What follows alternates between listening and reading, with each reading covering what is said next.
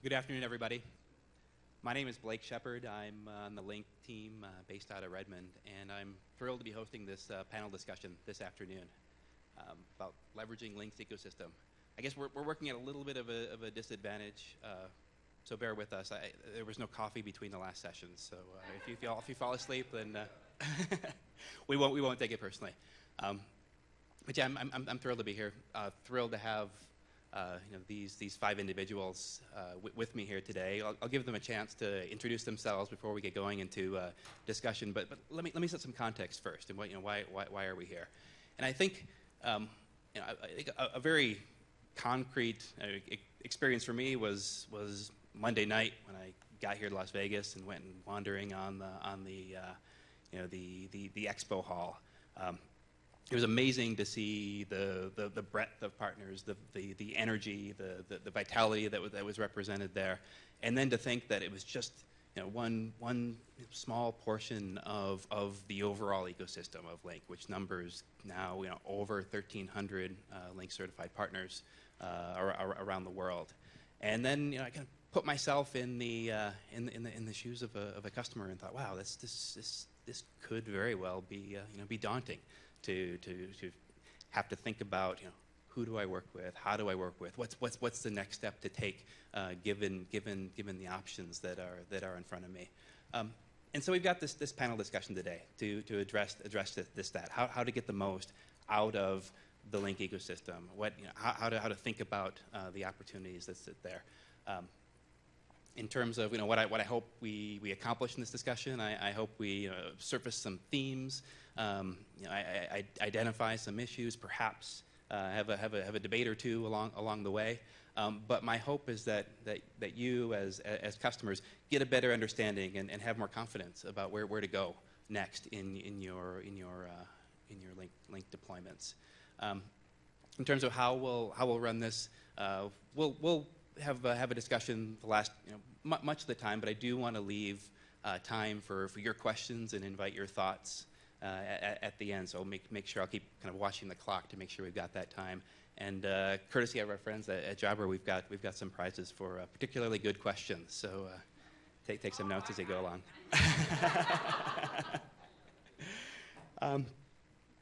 Yeah, so with that, again, thank you to all of you for being here. Let's kick it off. I'll start with an easy question. Let's go down the line here and just give an introduction of who you are, what is your organization, and what part does it play in the Lync ecosystem? Sure. So I'm Holger Reisinger, representing Jabra. We are 440 years in communication. Obviously, it wasn't Lync that days. We started as a telegraph company. Yes, right? Yeah, almost. So started as a telegraph company, but nowadays we are a sound company at our core. So that is hearing instruments, headsets, and speakerphones. And with that, we are representing the last 3 or 450 feet of a Lync deployment. So depending whether you're corded or wireless solution. So at Jabra, we have a say that devices make experiences, and these experiences actually create behavior, changing the way enterprises communicate and collaborate. So the user is in the middle of the solution we are bringing to the table. And this is where we believe we drive adoption and make a Lync deployment a success at the end of the day.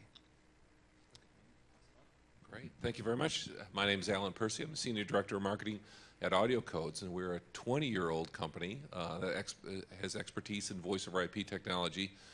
And most folks know us in the Lync space as having delivered the most comprehensive network infrastructure for Microsoft Lync, including our media gateways, enterprise session border controllers, our SBAs, and more recently our new line of IP phones, along with some application enhancements, including call recording, etc. We're about 600 employees scattered around the globe, with a lot of our development expertise coming out of our headquarters office in Tel Aviv. One of the things that part of the reason we're in today's panel and discussion is we play a primary role in integrating Microsoft Lync into either the existing infrastructure at an enterprise, for example, their existing PBX or IP PBX, or providing the connectivity out to the public network, obviously for conferencing and inbound and outbound calling, providing those integration, along with, of course, the set-top devices. So glad to be here and looking forward to your questions and comments and feedback. Thanks, Alan. Don Happe, I'm the Global Practice Director for AT&T Consulting. We're the professional services firm within AT&T. Our group founded the EC practice in 2007, where we merged our IP telephony practice, our convergence practice, with our Microsoft Technologies consulting practice. Traditionally, we focus on medium and large customers, particularly in the space of voice transformation. And for the last couple of years, we focused a lot of initiatives within our sales channels and our internal teams around voice transformation. So moving from one PBX platform to the other. And we have very large customers doing that. So we have a professional services audit company of 200,000 for Lync users. And we go as early back as 2008 for actually Royal Dutch Shell, which is Microsoft's case study and success story and poster child for voice. What's not well known is AT&T is actually hosting that Microsoft UC infrastructure. So those are some good examples of some of the scale and projects that we have going on. And then certainly internally, from a product perspective, we certify with vendors sitting here on the panel today. And then we have projects, cross projects with other systems integrator, such as HP. Sonu Aggarwal, CEO of Unify Square. Unify Square was founded 6 years ago by some ex-Microsoft Lync product team members like myself to focus on helping global enterprises succeed with Lync and Lync Voice.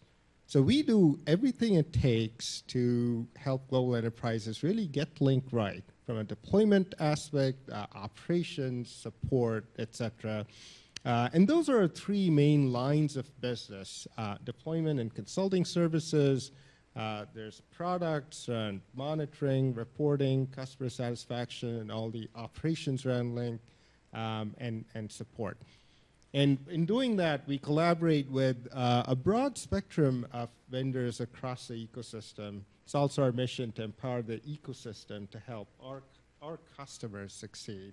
And so as an example, right here, we've collaborated with every one of our panelist organizations up here. Just as an example, with Jordan's org on a large global technology company deployment with Lync, and with Don's org on Royal Dutch Shell. So very collaborative in that sense. And my name is Jordan Lee. I'm from Hewlett-Packard. And my role is I'm actually the United States leader for our mobility practice for consulting. And actually I was pleasantly surprised that, as was just mentioned, that we've actually been working actively with every single firm represented here as well on a number of our projects. You may have heard that HP is actually the largest Lync implementation in the world today. We implemented Lync for ourselves for 410,000 users globally. And so there is a case study out there that just was released a couple days ago with some more details on that. Looking forward to the discussion. Great. Well, thanks, everybody. So I'll increase the difficulty a bit on this next question. I guess. So our competitors, we find, sometimes sort of warn our potential customers about Lync and claim that if you go with Lync, there just isn't one throat to choke, and therefore it's a difficult purchase to make. What's your response to such criticism? No one throat to choke, no one-stop shop. The question I would ask is exactly whose throat is being choked in this case, because it may not be what you think. When you're looking at solutions and you're looking at what the opportunities for your company, you have to look at a number of things. One, there is no such thing as one throat to choke, even from some of our competitors. This doesn't really exist. Number two, you're looking at the cost and the benefits. I mean, I don't hear that much myself when I talk to clients. Obviously, our competitors come in and they say things like that, but really, when our clients are looking rationally and clearly at the opportunity that they have to move to Lync, I think that argument doesn't hold that much water. That's just what I'm seeing when I'm talking to clients. It's not holding as much impact or sway with people as it used to.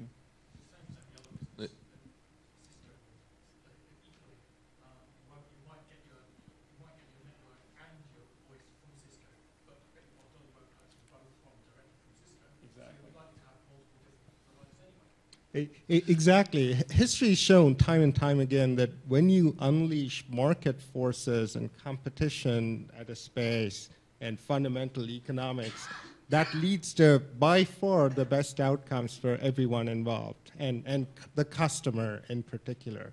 The most innovative outcomes and at lowest cost. And it's just a very stark contrast with sort of a siloed way of doing things, a siloed world. If you look at technology today, the internet, mobile, BYOD, they're all about unleashing market forces for the best outcomes. Absolutely, yeah. Only request is that you use the microphone, please, so we're recording. So the answer I thought you were going to give, Jordan, was that you're the one throat to choke. That HP, as you say, you work with all of these guys. Don't you become that one throat? We certainly can be. We certainly can be. We are a full system integrator, so we can offer a one-stop shop, if you will, for a Lync implementation. But even that is not going to be all HP. We may control it and we may manage it, but we actually resell. We resell other people's hardware on our contracts, and there's never a case where it's all HP hardware. Even though we do have a networking division, I'm sure you're aware of that, there's no client on the planet who's all HP networking. So there's never a case where it's all HP. Even if we have the paper, the contract, it's still going to involve a number of these other companies here and others. So there's never really that one throat to choke, unless you want to look at, yes, HP is holding a contract. We can go and hold you to your contract. But if you look beneath that, you're going to see other companies and our partners. So it's interesting being a professional services firm within a telco. And so telcos realize that there's declining business. And so we need to capitalize as a telco and get as big a piece of the pie in the other areas.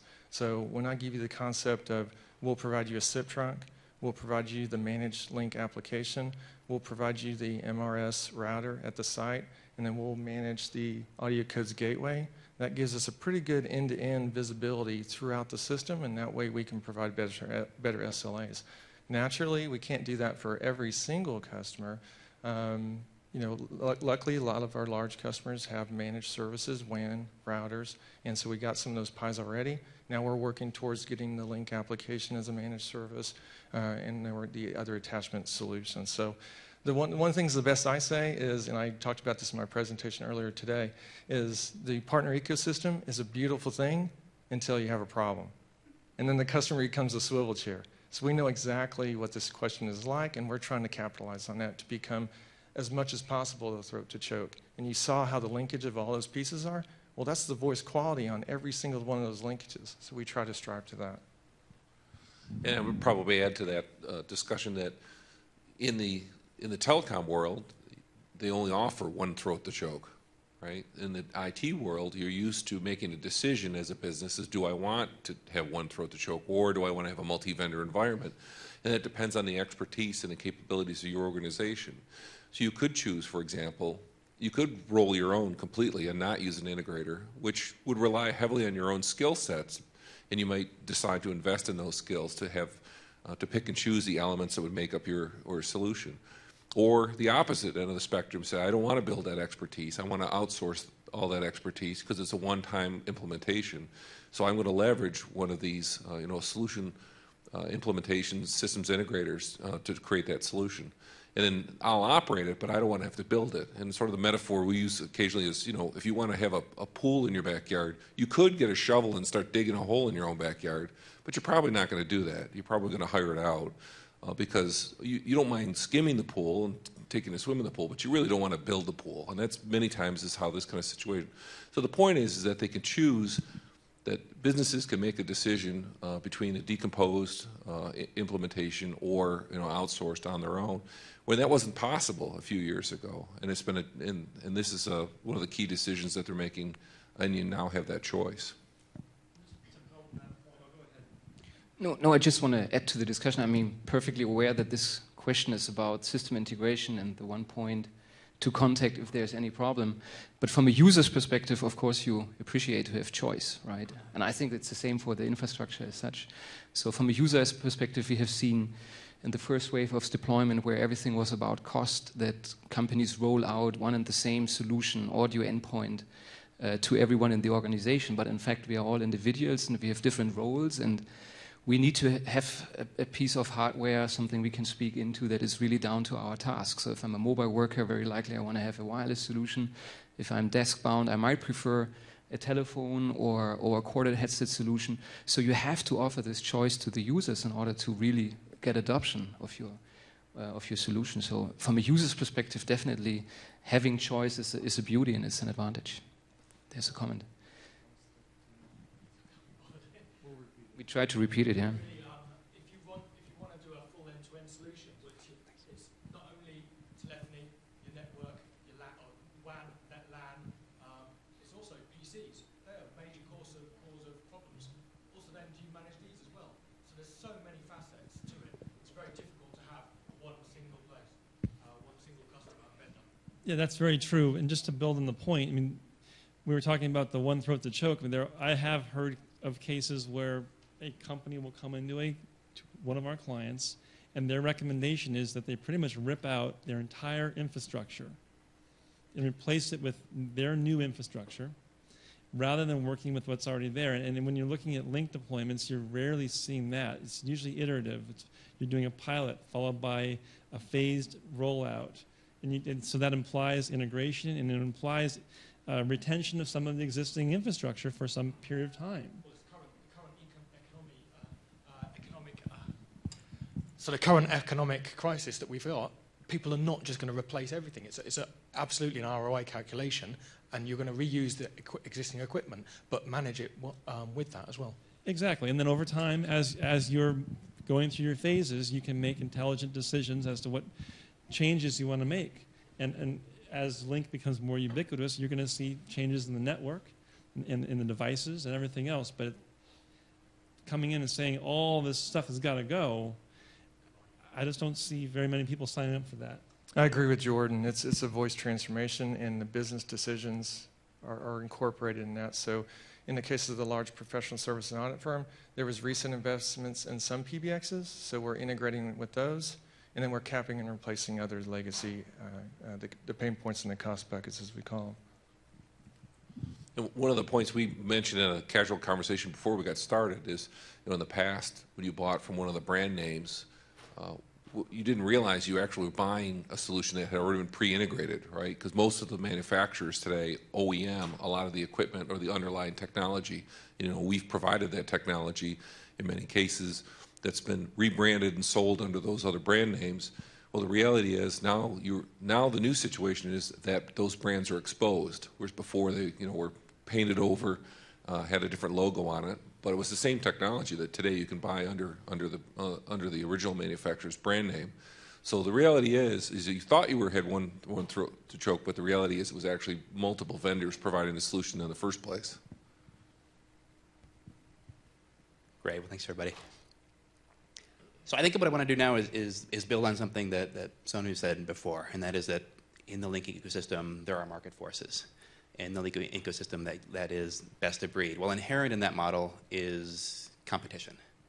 And so the fact that even some of you here compete with each other on certain dimensions, how does that impact how you work with customers or how you approach customers?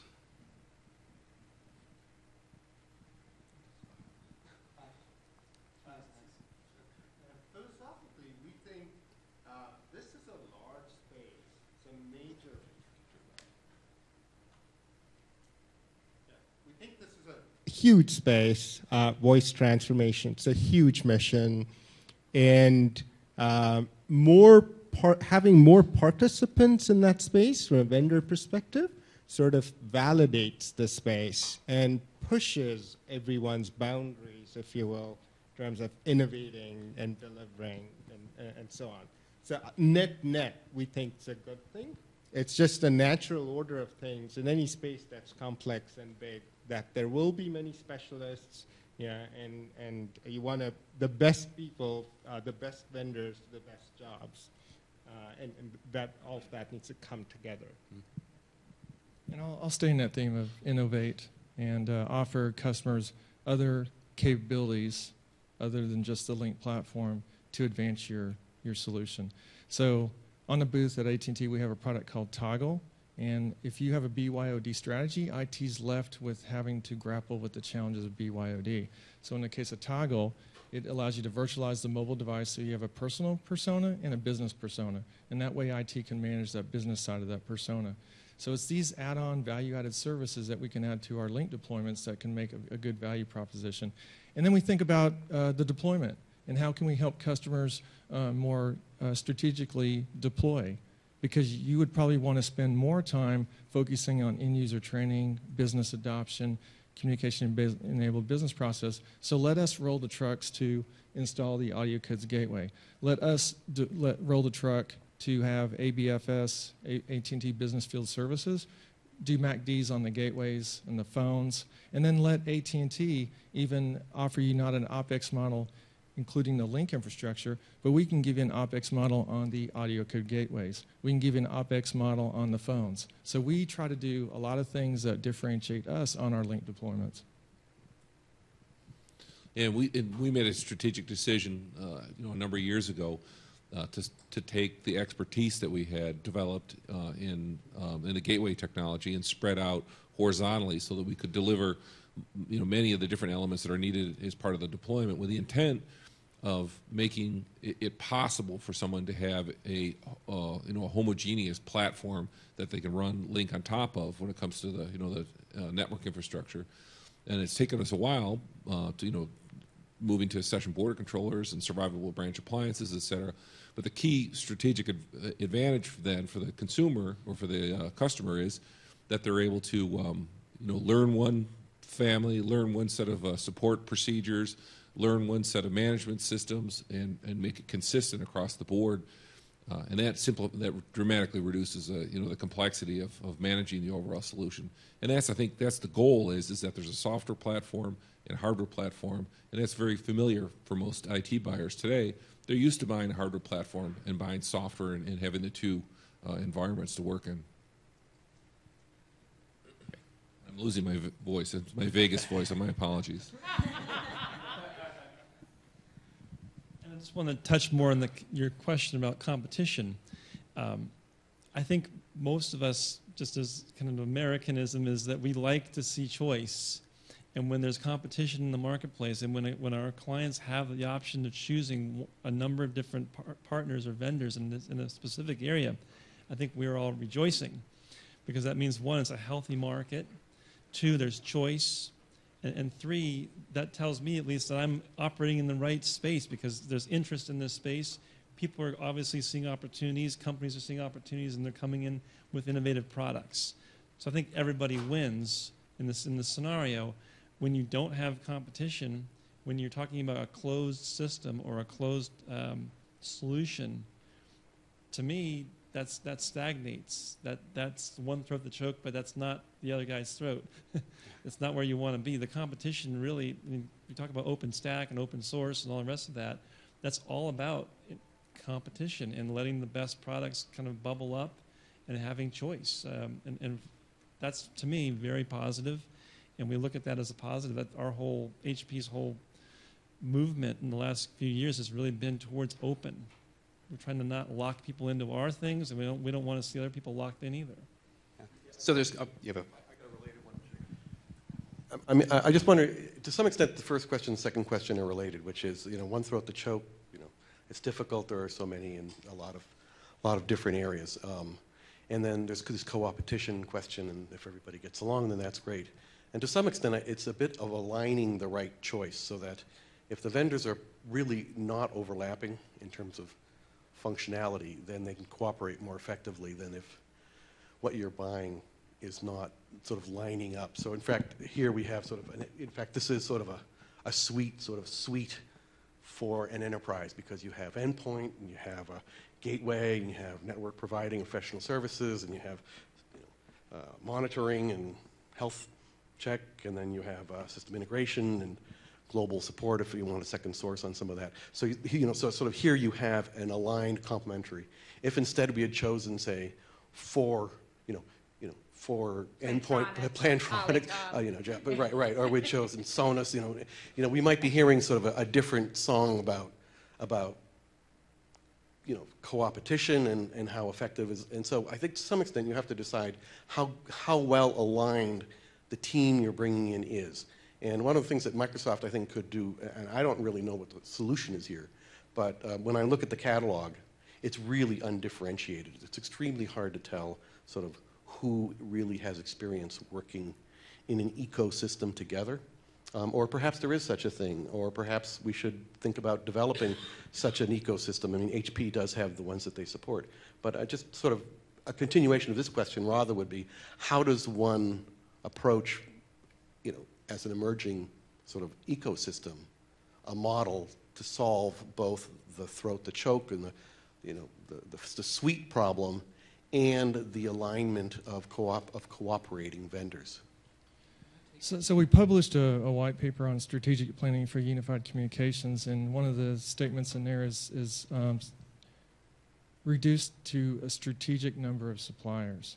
You can still get a lot of choice with a few set of suppliers. So these suppliers on stage, we can give you a lot of different choices. We can give you a lot of different deployment methods. Today I talked through the pros and cons of all the different deployment methods. HP and AT&T can do premise, we can do hosted, we can do cloud. We can give you the vendors on the stage today, or we can give you options. So there's a lot of flexibility, but I think the cornerstone is you got to be to a certain point that you have to think about the end game, and that's the operational impact to your environment, and you're going to have to determine whether you want a big open list of Chinese menu of partners, or you want to list a few strategic ones to work with. Just want to add from a headset vendor perspective, and you mentioned some of our competitors. Actually, the journey has started with Jabra doing the specification for the USB implementation of headsets. And actually, we were very happy that Microsoft did an optimized program out of that, because our biggest competition, to be frank, is non-use of headsets. This is a real productivity gain using headsets, but people had this 100-year-old habit of operating handsets. So building a standard for Microsoft and inviting other vendors to do that was helping us to boost our sales, because with that more choice, there was more visibility of headsets, and the adoption of headsets being used in deployments like Lync was really growing. Today, I would say our long-year partners reselling our audio solutions differentiate themselves by integrating our devices deeper into Lync and into the business process application. So we go beyond voice just being used for communication purposes. So these partners, system integrators, differentiate themselves by integrating voice as a control element or as a boost me element, so getting feedback from the software, talking to a machine, doing text-to-speech and speech-to-text supported by our devices. So there's a lot of room of differentiation as well. So I think the market is for a very long time not saturated or over crowded with competitors. There's so much room, because it's a growth market. There's so much room and opportunity to differentiate and build a better solution, and by that driving adoption. So, and Bernie, I think you have a really good point in the sense that the Lync hardware catalog can backfire in the sense that everybody has the same size picture and the same size text box, and the side effect of that is that it's very hard for the buyer to make a decision as to which of these is the best fit for me. Right, so it's typical sort of e-tailing positioning, and that's obviously it has the advantage of it gives a place for all these things to appear, but the reality is the shopping should probably occur at the SI. That the SI who has the experience and has the expertise and has the history with the elements should be making the recommendations, not scrolling through a catalog of product images and looking at specifications, because that's rife with making choices sometimes that were not necessarily well integrated together, but they might have passed the basic test. So, yeah, I know, I totally agree with you. And I think there are some alliances starting to form in the industry, too. If you look at who's working together, in which environments, you'll see that certain vendors are be repeat partners in these kinds of implementations, and those alliances are forming. You will, and I will to some extent. You will see the vendor alliances, certainly, because you're deeply into this, and I will to some extent because I look across a fair number of clients. But a lot of clients I talk to, they're coming in, they want Lync, they look at the website, and they're kind of lost in terms of the ecosystem and how to navigate it. I'm sorry. If I think about contact center specifically on that, right? It's something you don't offer at all, and you say we have partners, and yet it's tough for, I've spoken to a number of different enterprises trying to figure out how do I sort out among the many different choices that there are.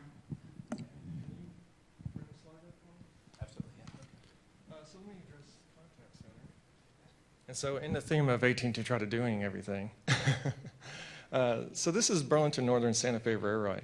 And what we've done in this particular solution is they had separate autonomous initiatives going on within the company.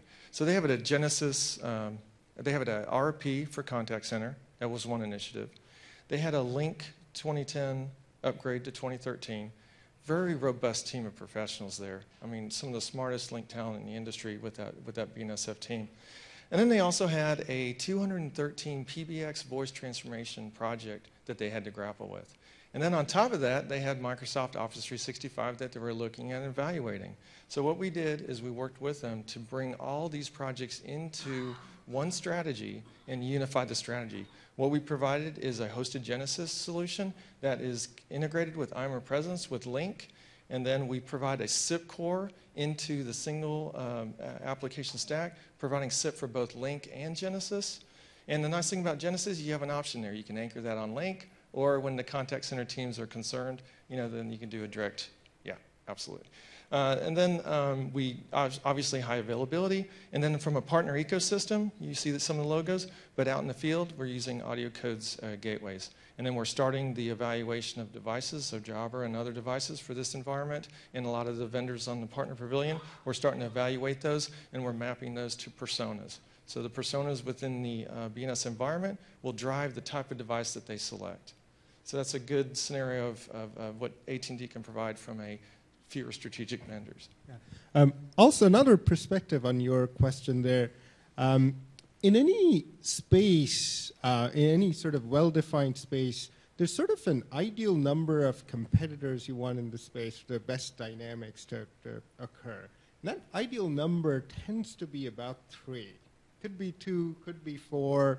But if a space has got that many vendors and you kind of have the right elements of success and a straightforward enough customer set of choices for the best outcomes to happen. Look at, say, mobile operating systems, about 3.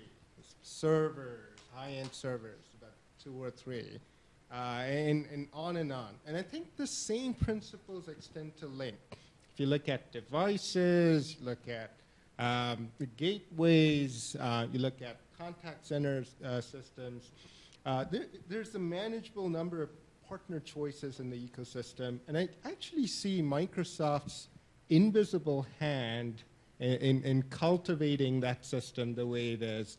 I've actually felt Microsoft take a fairly deliberate approach to sort of cultivating a reasonable number of partners in each of those subspaces for the ultimate benefit of all. Great. Well, let's make this more concrete, though, for now. Insofar as wherever the ecosystem is today, what, I guess going down the line, what specific advice do you have for customers to navigate this, to get the best of breed, to work across multiple partners? My answer could be very obvious, but I guess once you get past messaging and presence and you're really getting into those areas of more complexity and integration, what you're going to see, companies like HP and AT&T and Unify Squared, you're going to see us working with, like he was saying, a small number of partners. We're not going to be recommending solutions that we don't stand behind. We're just like the plumber. We don't want someone to call us back. We want it to be fixed the first time and done right the first time. So you're going to see the number of partners that we're working with and recommending to our clients is going to shrink. And it's going to probably be, like he said, 2 or 3. As it gets more complex and as your environment gets more complex, it would be wise to look at a partner to help you navigate that in one way or another. Maybe it's either with a strategy or with a road mapping, or maybe actually helping with the whole implementation. But I would certainly seek advice as you're getting into the more complicated areas. That's just, my opinion as an SI. I must admit I'm slightly biased because we provide that type of advice. But I think, there are plenty of people you can get that advice from. Choosing partners is a very personal decision. And for our customers, in quite a few cases, probably the majority, we see our sponsors for Lync literally put their careers on the line for the Lync mission. They are making a big career bet on Lync. And so in that context, I think a couple things become very important in the whole selection process. First, what are the organization's unique needs? What are your, as a customer's, unique needs? And how do they map to potential partner alternative choices that you have? Second, and this might be the most powerful of them all, what have other customers in your situation tended to use for their partner slates, if you will? Third, it also comes down to chemistry. Which partners are you comfortable with on sort of a day-to-day basis? Because there will be ups, there will be downs. The relationship, it's pretty important to have a strong two-way, healthy commitment through and through. So those sort of factors tend to frame, at least with what we've seen, our customers' decisions around this. Yeah, I can certainly see the challenge from a customer perspective, putting myself in the customer's shoes, because when I look at the partnerships that we've established over the last 5 or 6 years, and you see, it really wasn't the value proposition learned in the pre-sales, which is what really customers are getting before they make a decision. It was the post-sales that you really learn the integrity and the capability of a company. And so Alan's team, when there's post issues in a project or there's custom integration that's required, we found that AudioCodes comes to the call when it's that post scenario. And that's really the challenge with customers. They don't kind of get a lot of those post-delivery challenges. They don't see when the customer is in real dire need. And that's me putting myself in your shoes. So I think from getting support from a systems integrator, whether it's HP or AT&T Consulting, I think that's very important because we'll share that scar tissue with you. Yeah, I think it probably starts with each enterprise making a very strong self-evaluation. Looking at themselves in the mirror and saying, where do I want to invest? Do I want to build these capabilities within the organization and permanently have them on as a skill set? Or is this something that I only need one time? And if it's a one-time conversion, over to a UC platform, does it make sense for me? What skills should I build and what skills should I outsource? And based on that, make a decision about, do I outsource the whole thing? Do I outsource maybe an initial implementation or network infrastructure? And then I can handle, some, maybe smaller site rollouts or some maintenance work. But that internal reflection, I think, is the first thing that really needs to be done. And I think a lot of times IT directors think that they have greater skills sometimes than they actually have. And so they need to arrange a safety net for themselves. And I think that's where the SI can play an important role. So that first evaluation and then secondly building themselves a safety net, I think is probably the first real important step for them before they get started. Lync is the deepest app that Microsoft have done.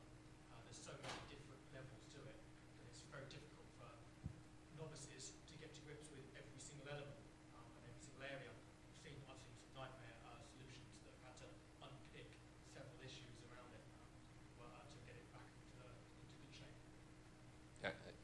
I guess your point that Lync, because of its complexity, is very difficult to just pick up. Absolutely. And I think there's a tremendous training investment. I watched, some of the folks who've become very proficient at Lync, and you look at the amount of time it's taken for them to be prepared for that, and think that's a huge hurdle for most businesses to take on internally. Now, some do. We have run across some enterprises who've said, we want to make this be a skill set that's part of our infrastructure, and we're going to make the investment, the people, and the time. Now, admittedly, the people sometimes don't stick around either once they figure out what they're worth. Yeah.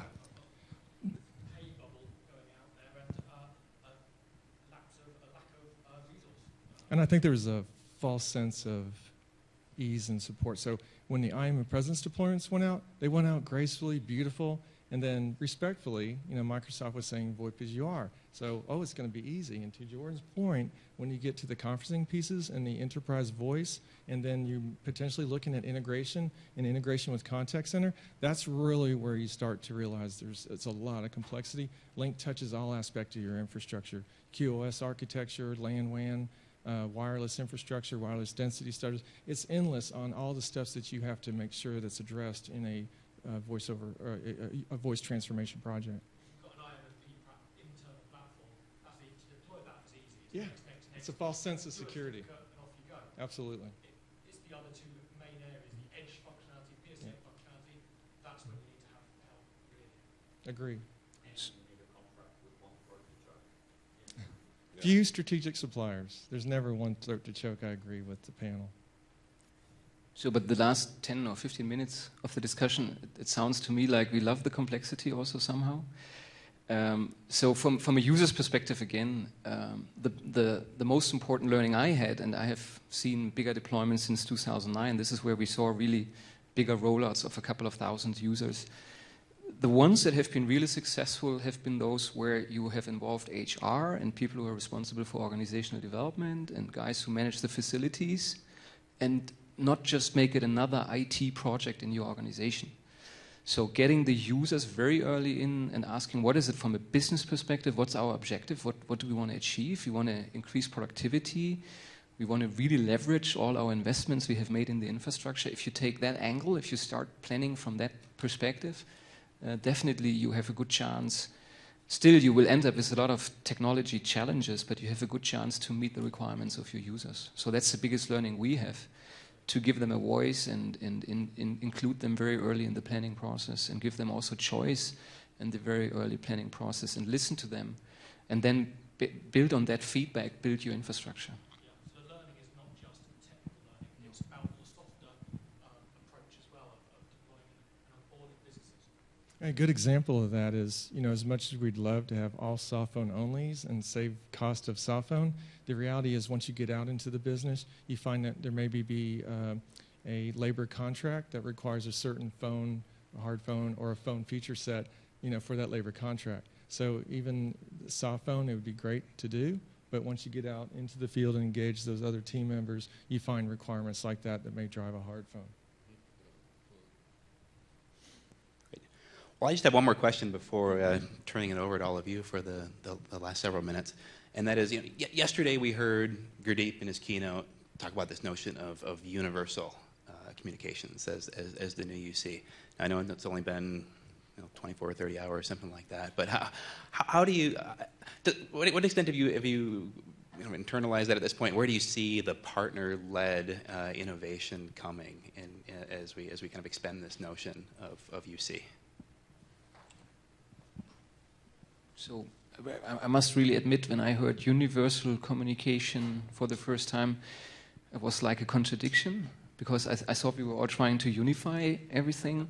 So my read of that is actually more down to the individual. So the choice discussion we had is more how I want to use things. So besides bring my own device, bring my own applications, and hopefully being able to collaborate and connect easily with people and make it very intuitive to me. My key takeaway is that I would like to integrate all these means of communication as deep as possible into application I'm using every day, and have a conversation or collaborate with people as natural as possible. And so being really open, having open architecture, supporting all the different choice of endpoints, operating systems, type of software people are bringing, ideally being fully browser integrated and supported, because that's apparently what people like to do.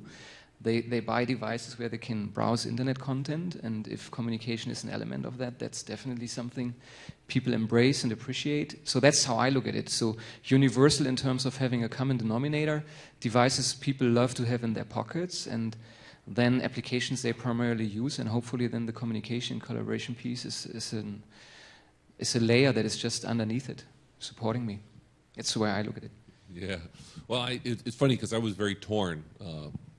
On one hand, the optimist in me said, that's the way it should be done. You know, it should be done consistent user experience, and it really universal communications is more about a consistent user experience, I think, than it is moving to a consistent user experience. The skeptic in me said, you know what? There still needs to be an analog phone hanging on a pole in the middle of the grocery store, so they can, you know, they can ask for help.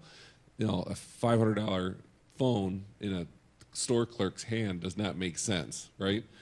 We would love to sell the store clerk a $500 handheld wireless DEC device, but the reality is that a $99 or $9 phone, you know, zip tied to the pole is a lot more cost effective.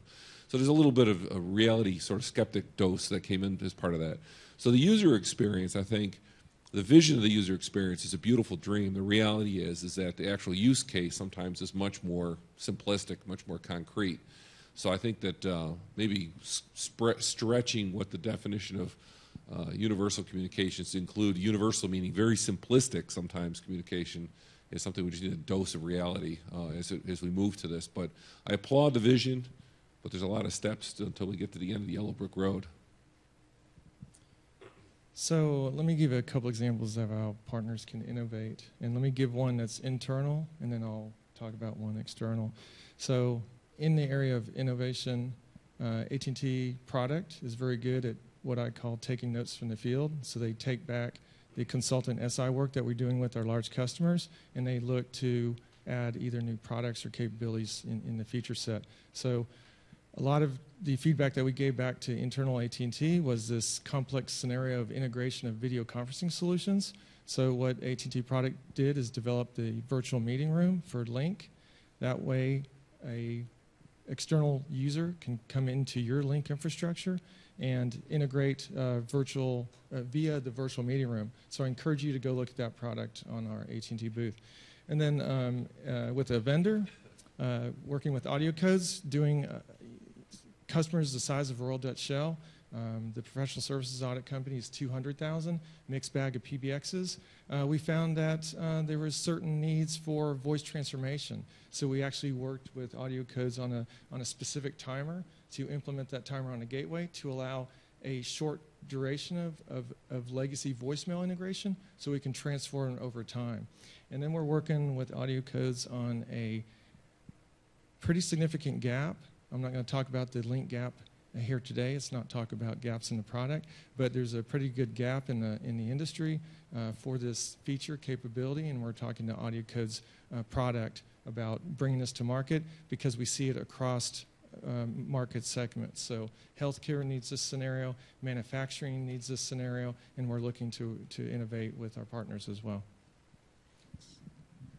I was thrilled to hear Gurdeep talk about universal communications. It's very much aligned with our Unify Square vision when we founded Unify Square of helping enterprises transform how they do business through transforming how they communicate. So it's very expansive. It's a lot of opportunity here, and I think we're less than 1/3 done with that mission. I see unified communications and business process transformation as at least a 20-year innovation cycle, much like the internet itself is at least a 20-year, pushing 30 innovation cycle. So the best is ahead of us, especially when enterprises are in a solid enough, a stable enough position with Lync to then communicate with their consumers. That enterprise to consumer communication space, I think, is ripe with opportunity of all of the vendors of every stripe, innovators of every stripe. Just out here at the panel, devices, for instance, that can help patients get some self-service healthcare sitting at their homes, or big systems integrators that can can help a big global investment bank roll out video kiosks for self-service, and so on and so forth. There's this immense possibility ahead, and I'm very excited about the vision. I think I would share that enthusiasm.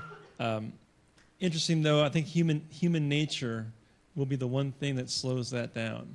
Because no matter what you do, you're always going to have somebody who doesn't want to play or wants to do something differently and has a good reason for doing so. Like, we still have multiple platforms. We still have mainframes that are out there, and people are still using them for very good reasons. So you're still going to always have disagreements over standards. You're going to have innovation that may be far outside of what everyone else is doing. So I think you're always going to have this struggle. So I'm not sure you're ever going to get to universal communication, unless you just get rid of humans. But I don't think we're planning to do that anytime soon. But certainly, over time, you're going to see more standardization, and you're going to see multiple platforms being able to communicate. We're already seeing that they're able to communicate, and especially with mobility now, it's all about one person, any device, multiple platforms being able to get access. That's great. So we're definitely heading there. Universal, I think there's always going to be impediments to that, and also security, and who do you want to be able to communicate with you, who has access to you, who shouldn't have access to you. Those aren't going to go away either. Again, unless we can get rid of the human nature, there's always going to be reasons to put up walls in some cases for various reasons. But yeah, I think it's an interesting concept, and I think we're going to be getting closer to it. I'm not sure we'll ever get to total universal, but maybe I'm wrong. In a way, IBM has eliminated the person, the human, right? With Watson injected, so it made a good attempt at it. Yeah, but Watson cannot enjoy a meal. No. Or the winnings of the game. That's the other thing. All right, now I'll open up to you. Now it's your turn, and it's my turn to fulfill my dream of being Phil Donahue for an afternoon. Actually, I want to just follow up on the last conversation for a second, and a new sort of connection I just made about universal. Think about universal service. Dial tone was universal service, and if we extend that to say universal communications is taking that to another level and making it as ubiquitous, it's a nice connection to make with universal. Anybody else? This is sort of going back to the earlier ecosystem question, which is, sometimes it's useful to have a second source for a vendor because it gives you a little more leverage. And it gives you also an alternative if there's a problem, and in some cases you balance the two. In which case it's actually an ecosystem where you have actually direct competitors. But in some cases they're direct competitors that, as they know, they're going to succeed better if the market is only a few. And so they would like to be one of the few. And so in some cases they work well in a complementary fashion, even with a competitor, so that you can put in you can have two routers so that if there's a specific failure, your whole network won't go down with that one virus, say. I'm just giving you an example. So I guess it's a question really for each of you really is how important is a second source for your product in the enterprise, and then who would you suggest as that second source? If and I think most of you actually would fall in that category of being useful to have a second source, but I'd love to hear the answers to that. I mean, I know it's asking you to name who would be an honorable competitor, but at the same time, I think it's part of building that understanding of how an ecosystem works. Thank you. So let me try to answer it. Okay, so let me try to answer it this way. I think one of the trends that we're seeing with UC, especially when we host a platform, Lync specifically, is diversity and carrier diversity. So one of the options that we offer with the Lync managed service is and this is becoming a very common trend, is a co-location cage in our data center, and that way they can have carrier diversity, they can bring other products and solutions, and then the security teams can have additional layers of security layered in there. So we recognize that we may have competitors, from a carrier perspective, in that, and we align to what the customers are looking for and want to accomplish. There's really two ways to look at the competitive environment. You can look at it at the element level, which you can say, you know, who makes an alternative gateway, or who makes an alternative headset, or who makes an alternative. But the reality is, the competitive environment is all the way up at the application layer. There really, as we've, I think, all realized that there's going to end up being 3 large communication solution implementations in the marketplace. Probably in the next 5 years, it's going to fall out to be about 3. And then it's going to be the choices: is it A, B, or C, right? As to which one do you go with. And then there can be alliances underneath. If they're open, there'll be alliances underneath it. Otherwise, it'll be a closed system. So say Microsoft, say Cisco, and say Avaya. Just to be clear, that's sort of the ABC, that the idea of when the UC broader market consolidates, assuming it does consolidate, the big, Right. the likely big ones would be them. Right, and I suspect in the end that's where we're And gonna end up. Google.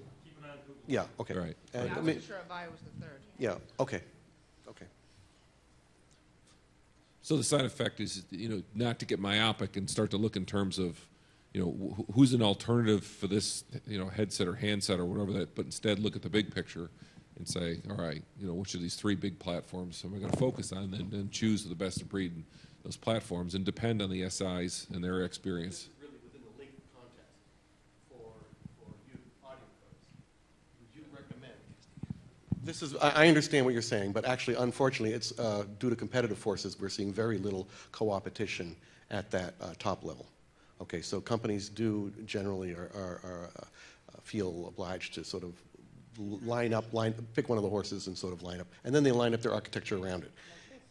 Like that, yes. And so if you are lining up Lync, and this is sort of the audience for that choice, and they're deciding on their gateways, and they decide AudioCodes is a good one, what would be your recommendation about having a second gateway SBC source, and who would be a complementary one that you think would work with your environment as a second source where they would need it? That's really the focus of the question. Well, I guess the response would be, there is, obviously we have competitors, and the competitors help us stay healthy, help us stay nimble, keep us moving, right? Keep us focused so we don't get lazy, right? So that never hurts. The reality is, though, is that if someone were to choose, you know, on a tall,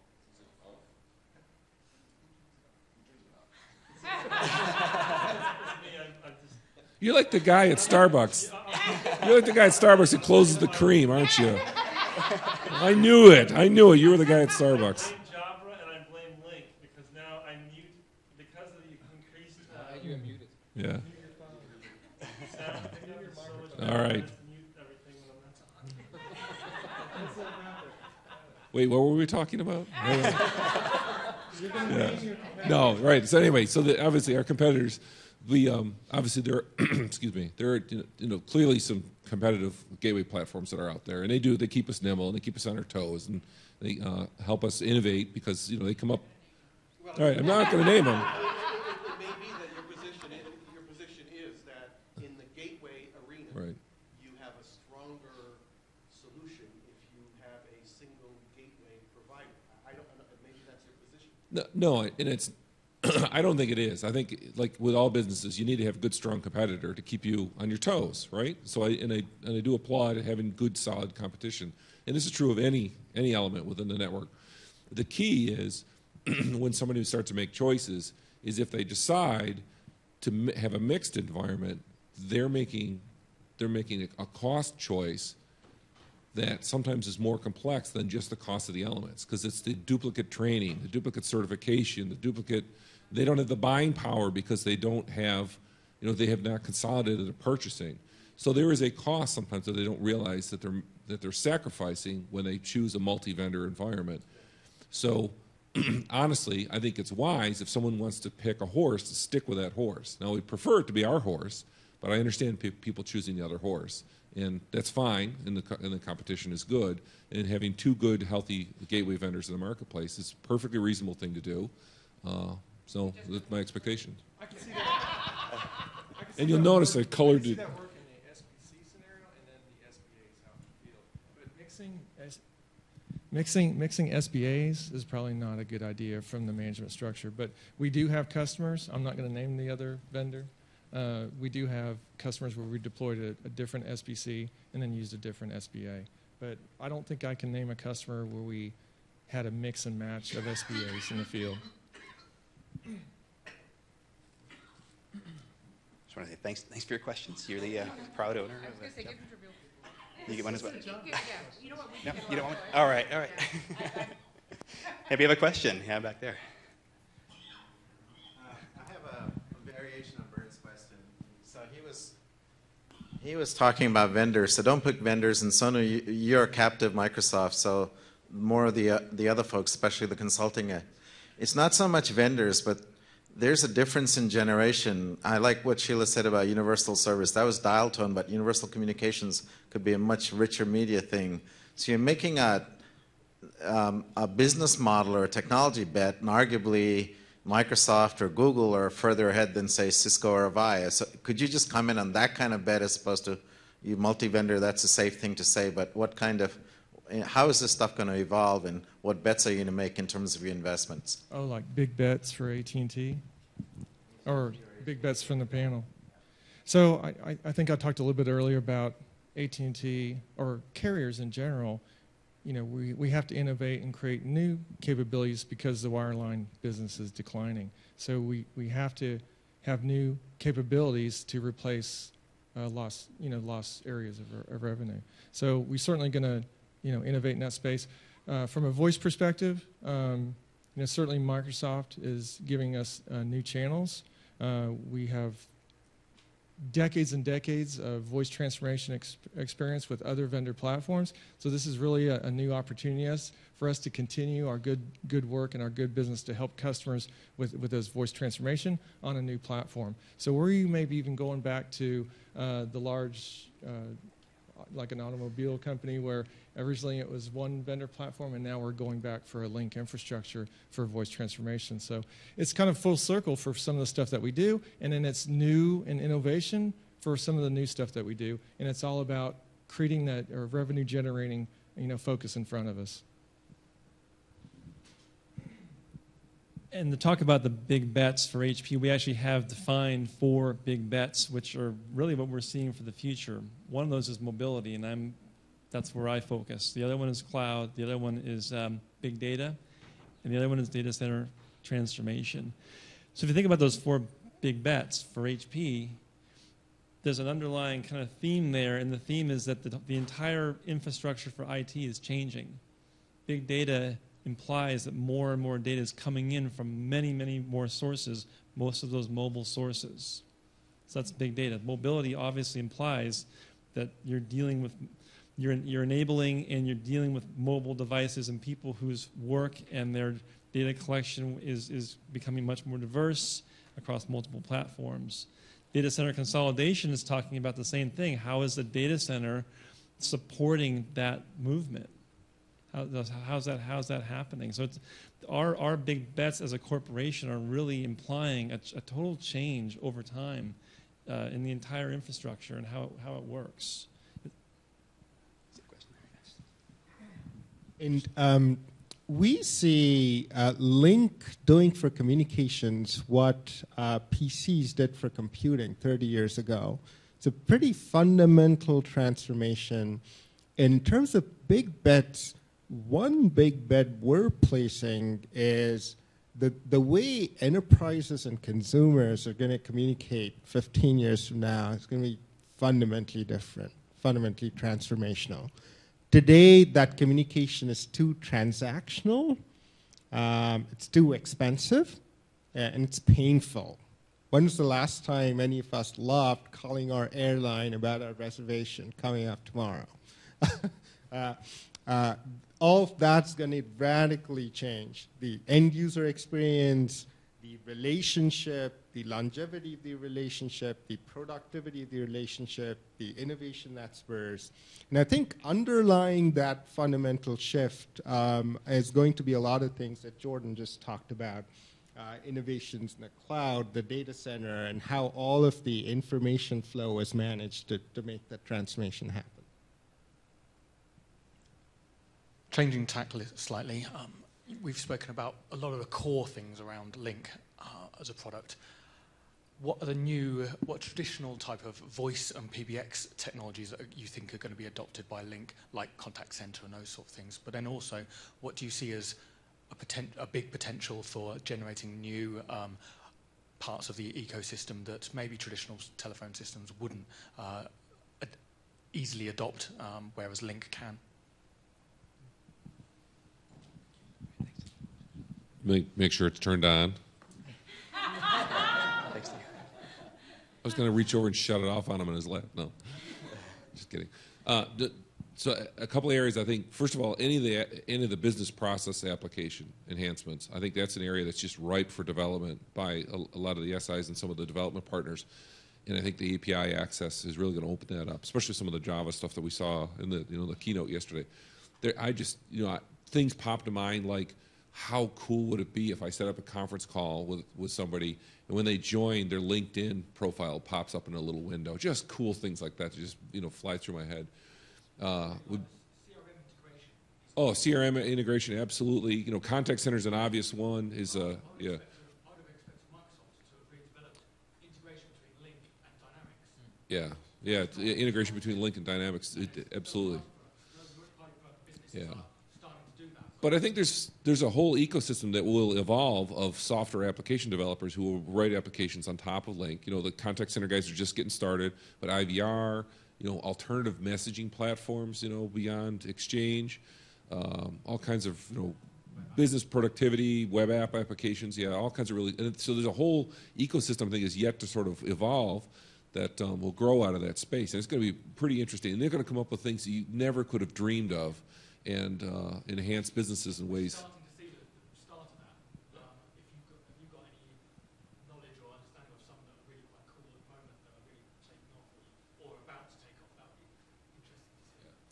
So Sabina Peterselge from BNSF, actually, they have a talented team of professionals, like I mentioned earlier on Lync.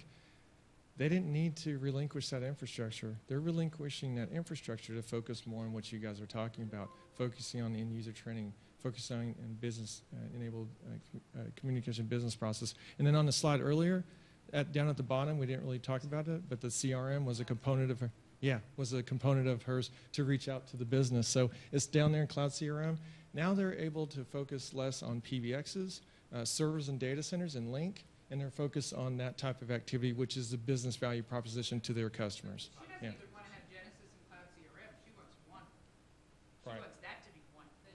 Right. She's like, why do I have to have two things here? Right. Yeah, that's true. And then they'll say they want Lync to be the contact center. Why do we have to have those? Just a couple more ideas. I mean, I mentioned big data before as one of our big bets at HP. Kind of building on the idea, I have a number of financial services clients, and they have contact centers, call centers, whatever you want to call them, and they have, there's all kinds of names for them. But at the end of the day, you have someone with a headset, they're answering the phone, and they're trying to bring up as much information on the caller as possible and as quickly as possible. And most companies have written a number of custom apps to do that, and they have huge screens, and all these things are popping up. So going forward, I think you mentioned having LinkedIn come up would be really neat. It's really about how much data can be brought up on a person or a company or something that you're dealing with quickly. It's usable data. Could be contact specific, but usable data that could come up as you're processing or communicating with somebody for some purpose. That's something that's probably going to be very value added, and we're not there yet. But over time, we'll get to the point where that data will be able to be processed quickly, accessed quickly, and be relevant. Relevancy is very important because there's a lot of data out there now. It's just completely irrelevant. The big data story is, well, there's lots of data being collected. How do you actually, and we have products that do this, and they're not perfect, not even close to being perfect. But there will come a time where the relevancy of the data, the big data, is a lot closer to what you want it to be, and it starts becoming useful. This opens up another whole door conversation, which is with Lync Online and Office 365, basically there's going to be delivery of vanilla services. But to open up this door to all these enhanced services, you need to get at these APIs, and they're not, honestly, they're not going to be available from that hosted vanilla platform. You're going to have to do either dedicated hosted or on-prem implementations of Lync. And businesses, I think now, need a much clearer vision of what are they sacrificing when they let go. And I don't think sometimes they're using, they don't envision these other applications coming along. And therefore they're letting go, and I think they're making a mistake when they let go. And in some cases they're going to have to, the cost of creating the application is that they're going to have to pull the application back inside. And that's, I think, unfortunately going to be a tough decision for them. But it might be an enabler. Hey, we've got this link online that's cheap. Let's go for it. Oh, we can do all these other things. Hey, let's bring it into a dedicated solution. And I think your question is also about the near and midterm. What's up the next 2-3 years? What's hot? What's likely to take off? Two areas in particular I think are likely to take off are federation and video. With federation, I think it's sort of an underappreciated key business driver, but enterprises, as they start to deploy it, now big banks and so on getting into the game, and with federation clouds like Market, we'll start to see some pretty serious transactional B2B business happen over Lync federation.